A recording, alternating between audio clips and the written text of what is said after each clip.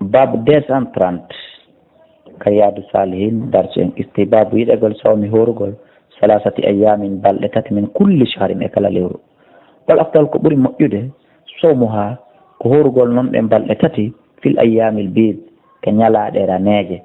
waya koni ɗe ñalaɗe raneje asalisu ashara warrabiu ashara walhamisu ashara sappo e tati sappo ena sappo joyi wa qila wiyama athani ashara wathalitha ashara warrabiu ashara woɓɓe goo inni ko sappo e ɗiɗi e sappo e tati e sappo e nayyi wa sahihu kono ko selli kon almashhuru lolli huwal awal ko ara num ɗon kon ila sappo e tati ha sappo joyi kon ɗon ɓuri sellude an abi hurairata radiallahu anhu qala wi awsani wasikela khalilin jatigi an ɗum woni nelaɗo sallah sallam bi salasin piiji tati gogo siyamu horugol salasati ayamin balɗe tati min kulli shahrin kala lewru ko ɗum woni ayyamul bid wa rakata il fajiri e juulugol darɗe ɗiɗi walluha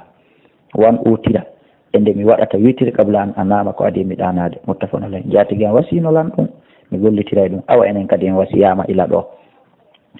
وعن أبي الدرداء رضي الله عنه قال وي أوصاني منك الوسيك حبيبي جدو أن صلى الله عليه وسلم بثلاث تجتت لأن أدعهن من أكتر ما استأنتنكم إلوي هندوني دين بصيام هرغل 3 أيام بلتت من كل شهر والصلاة دها يجولغل والها وبأن لا أنام إكدي وتمدان حتى أوترها ودويتر رواه مسلم أي كوغوتم بوسيها وعن عبد الله بن عمرو بن العاص رضي الله عنه قال قال رسول الله صلى الله عليه وسلم ما في صوم هورغل 3 أيام بل أتت من كل شهر أكل ليرو صوم الدهر كله نوى هورغل ngurdam am fo muttafaqun alayhi wal mu'adatu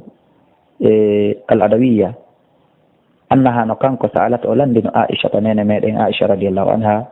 enenel nene Aisha akana rasulullah latino nelada lam sallallahu alayhi wa sallam yasumu hima horayno min kulli shahrin kala leyru 3 ayamin balɗe tati sifa ko min yidi kon de sahabaɓe no waɗa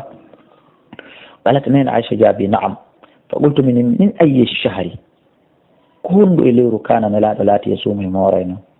قالت نينا شجابي لم يكن نلاد لاتاك يبالي هم ويلسي لتنو من أي الشهر أكل ليرو يسوم مورينا رواه مسلم وعن أبي ذر رضي الله عنه قال وقال رسول الله صلى الله عليه وسلم إذا صمت سيأهوري من الشهر إليرو من 3 بلتت فصمهورو tay a hoore awale goy balɗe tati e nder lewru ko wi'a kon wi'ede balɗe tati hara hino no gerdetano fasum haray ko yaha horu 13 wa 14 wa 15 sappo e tati sappo e sappoji rahu tirmidi wa qala hadithun hasan wana qatada tabun milhana radiyallahu anhu qala kana rasulullah sallallahu alaihi wasallam ya'muruna ma yamirayno min bi siyami ayyamil bid hulgol nyalaɗi raneji ɗin na noon ko wiyeten hande no rawni janngo no ɓawli wona ɗum 13 و14 و15 رواه أبو داود وعن ابن عباس رضي الله عنهما قال وكان لا تكر رسول الله صلى الله عليه وسلم لا يفطر وتيتام فيو نيامتان أيام البيض نيالادي زنيجي فيو في حضر ولا سفر ender ka o jooɗi ka makko wona e nder voyage o ñamata sappo e sappo nder gurdam makko ɗo few enen awa hay so tawi woni en ñamat en horata ɗum ɗo fof e nder gurdam ɗam fof kono awa jillidiren be tawi musidɓe julɓe ko weli e karawo no weli e hunduko ko nelaɗo hato jini kon ko enen ɓuuri hato jinde tawi kanko himo yaafa ƴettona garanti nata e aljanna rawahu nasa'i bi isnadin hasanin wallahu a'la wa a'lam